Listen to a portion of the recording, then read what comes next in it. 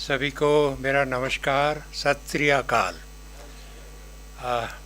आदरणीय आशीष सूद जी, रवनीत सिंह बिट्टू जी, भारत भूषण जी, अग्निहोत्री जी। देखिए, मैं 90 साल का होने वाला हूँ, कई बार भूल जाता हूँ, मुझे क्षमा करेंगे। आपके सामने 88 का यंग मैन खड़ा है। तो और हमारे राजीव तुली जी, अब सभी को मेरा प्रणाम। विद्वान दोस्तों, पुस्तक के परिचय के बारे में तो अग्निहोत्री जी ने जो आपके सामने बात रखी है, उस पुस्तक का बहुत बेहतरीन परिचय यही है। मैं तो इस पुस्तक के महत्व के बारे में आपसे बात करूंगा कि ये जो श्री गुरु तेग बहादुर जी हिंद की चादर पुस्तक उन्होंने लिखी है, आज के युग में इसका महत्व क्या है।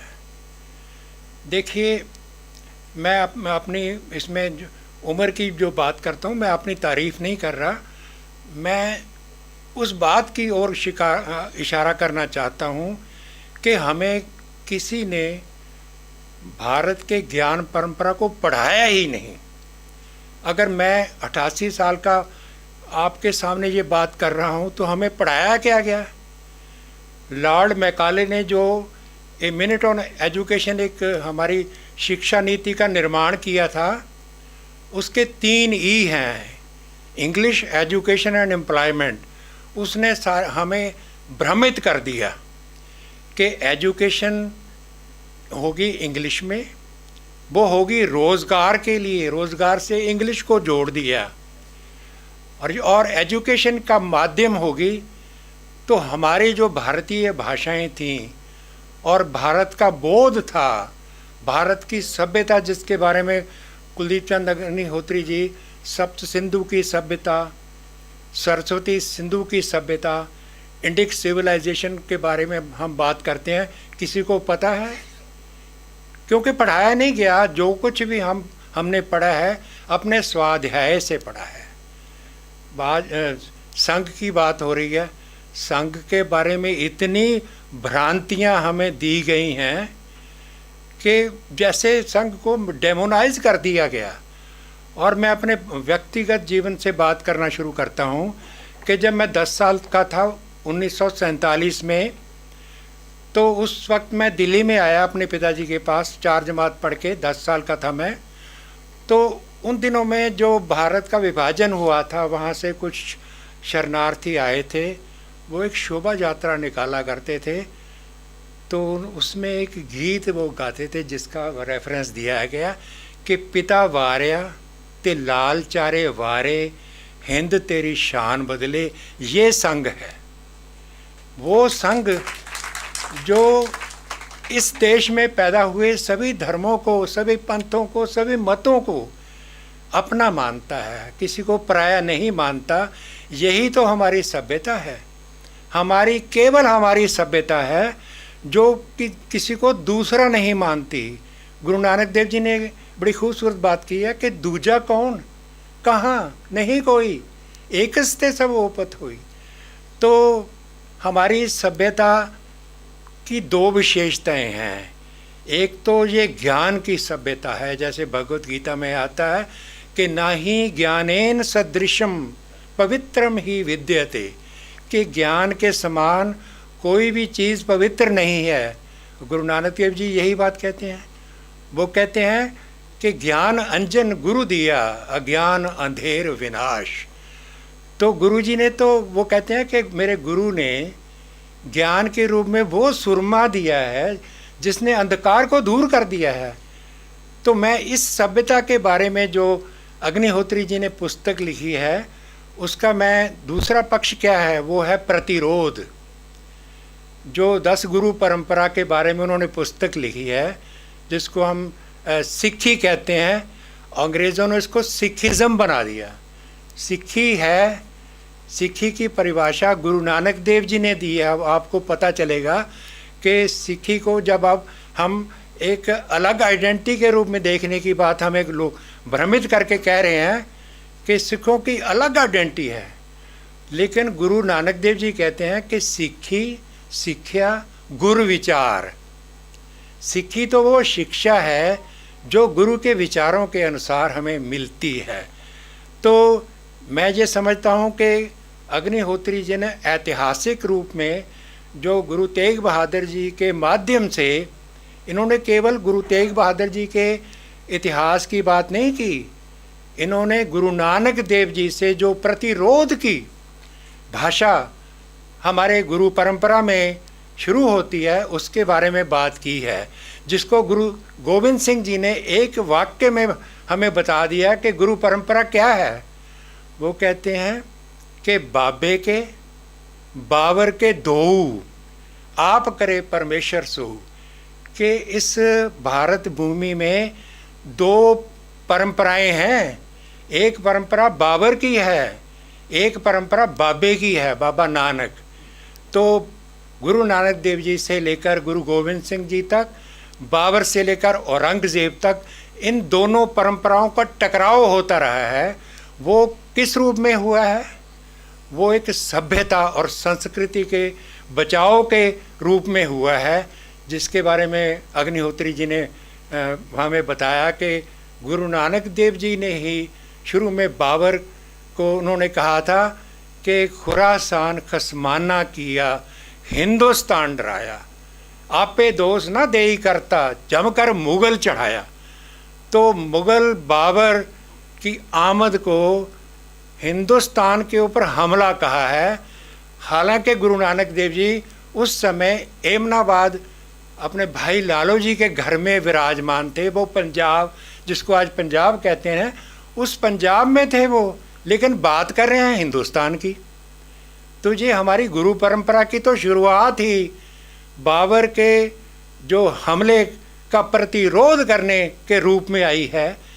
जो उन्होंने कहा है कि हिंदुस्तान डराया, तो हिंदुस्तान एक देश नहीं है, एक नेशन भी नहीं है, ये तो सभ्यता है जो हमें ज्ञान देती है।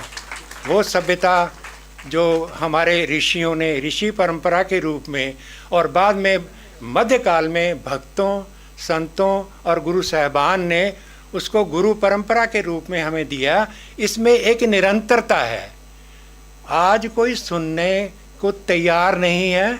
मैं आपको छोटी सी बात अपने पर्सनल व्यक्तिगत जीवन से बताता हूँ कि देखिए, मैंने आज से कोई 55 साल पहले गुरु नानक देव जी का PhD की थी।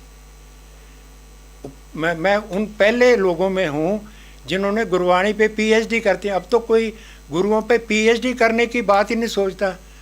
वो मतलब बात करते हैं मॉडर्न लिटरेचर की बात करते हैं। जो असली ज्ञान है वो तो हमारे ऋषियों के बाद संतों, भक्तों और गुरु व्यक्तियों के पास है, उनकी वाणी के रूप में है जो हमें मिलता है। तो जब मैं PhD शुरू करने लगा तो मैं, मेरे सुपरवाइज़र प्रोफेसर हरभजन सिंह थे, वो खुशकिस्मती से हिंदी के प्रोफेसर थे। हिंदी में अभी पंजाबी जैसी धांधली नहीं हुई थी।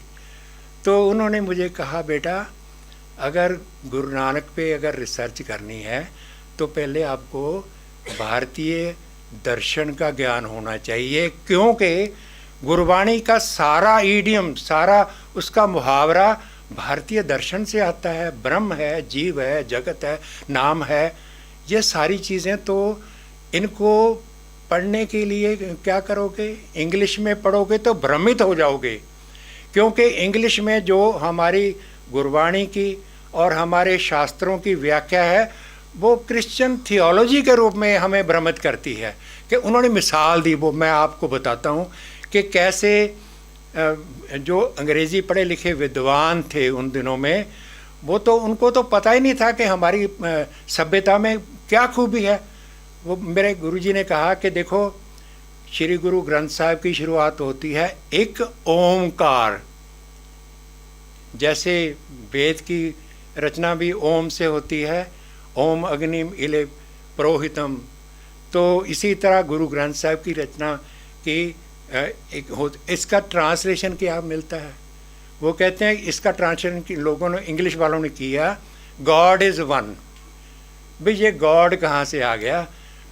जो ओम है, ओंकार है, वो तो ब्रह्म का प्रतीक है। और गुरु नानक देव जी ने एक वाणी लिखी है ओंकार दक्षिणी, उसमें उन्होंने ओंकार को परिभाषित किया है, किसी दूसरे को पूछने की हमें ज़रूरत नहीं। और गुरु नानक देव जी ने अपनी वाणी के रूप के बारे में क्या कहा है वो देखिए। आप हमें क्या पढ़ाएंगे कि गुरु नानक देव जी ने ओंकार को क्या समझाया है? वो तो कहते हैं कि गावहो गीत न बिरहड़ा, कि जो मैं गा रहा हूँ ना तो ये कोई गीत है ना कोई लोकगीत की वानगी है बिरहड़ा। तो क्या है? वो कहते हैं ये तो ब्रह्म विचार, गावो गीत ना बिरहड़ा, नानक ब्रह्म विचारो। कबीर जी ने भी यही कहा था कि लोग जाने ये गीत है, ये तो ब्रह्म विचार। तो जो गुरवाणी है, जो वाणी है, उसकी जो परंपरा है, वो कोई शुद्ध कविता नहीं है। संगीत में है, कविता में भी है, लेकिन वो दर्शन शास्त्र का माध्यम है। तो मेरे गुरुजी ने तो मुझे उसी वक्त एक डायरेक्शन दी और मैं तो उसी डायरेक्शन में संस्कृत मैंने अपनी छोटी बहन से सीखी, जो संस्कृत की प्रोफेसर रिटायर हुई हैं। तो वो मैंने जब उनसे बात की, कहते कि वीर जी ये आजकल जो CBSE की किताबें हैं इनमें एक बड़ी भ्रामित करने वाली बात है। गुरु अर्जन देव जी कहते हैं वो लुटेरे थे।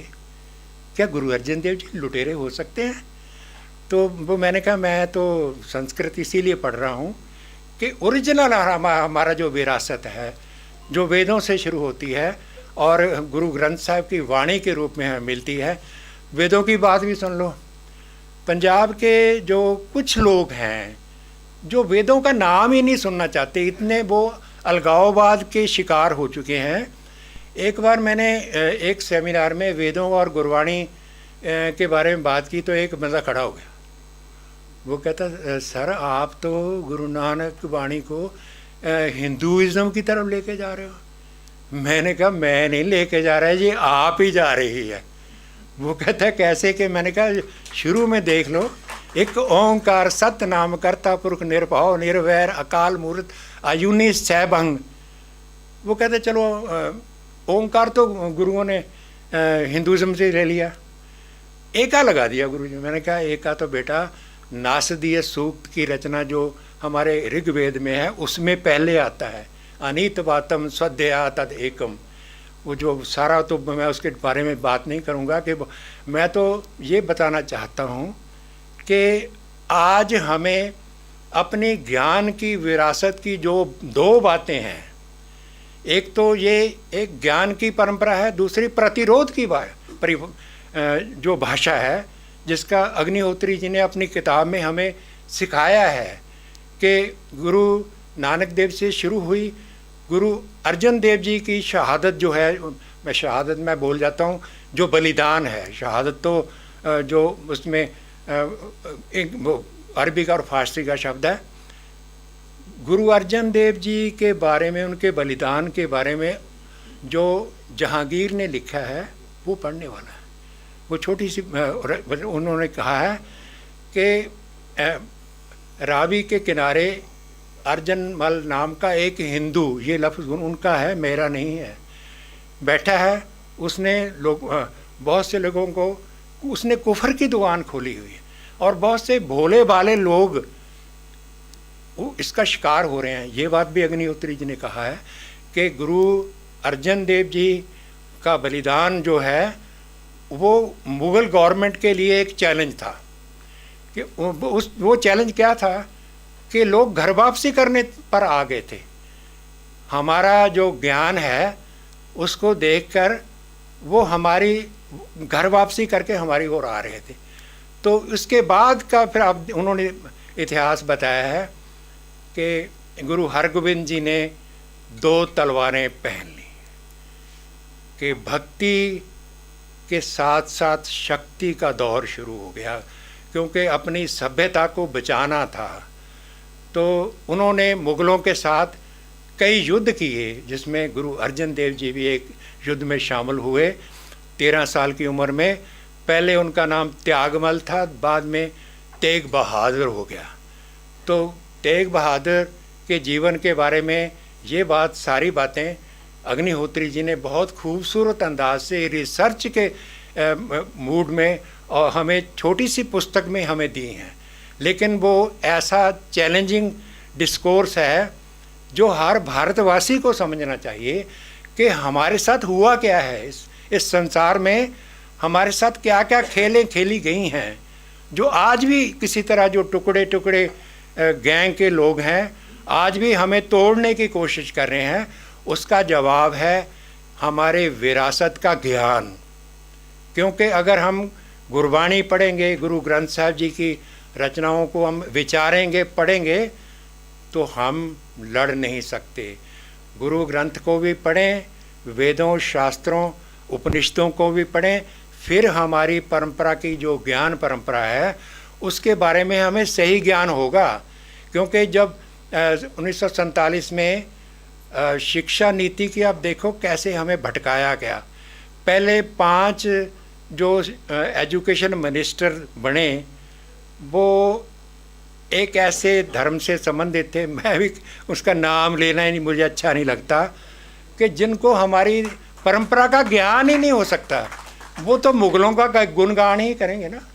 तो उन्होंने मुग़लों के गुणगान से हमें परिचित कराया और बताया कि हमारे वेदों के बारे में उन्होंने क्या कहा। उन्होंने कहा ये कथा कहानियाँ हैं। हमारे ग्रंथ जो ज्ञान के ग्रंथ हैं जिसको दुनिया मानती है, आयुर्वेद, योग और वेदांत जैसे जो हमारे ज्ञान के ग्रंथ हैं, उनको 1 मिनट में उन्होंने निपटा दिया कि ये तो कथा कहानी है, असली ज्ञान तो वेस्ट के पास है। उसने हमारी पीढ़ियों को, हमारे विद्यार्थियों को भटका दिया कि अपने को नफरत करो, अपनी माँ बोली को, संस्कृत को, भाषाओं को। हमारे देश में सभी भाषाएं राष्ट्र भाषाएं हैं। हिंदी और इंग्लिश वो संपर्क की भाषा है, लेकिन क्योंकि संपर्क की भाषा तो होनी चाहिए। इतना बड़ा देश है, सभी लोग अगर अपनी अपनी भाषा में ही करेंगे तो उनको समझाएगा कौन।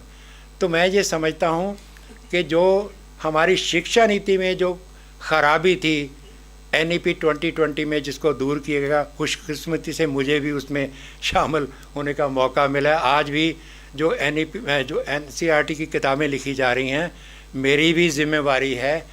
उन्होंने एक ओवरसी कमेटी बनाई है कि आप ये देखना कि जो नई किताबें बन रही हैं उनमें कोई गलत बात तो नहीं।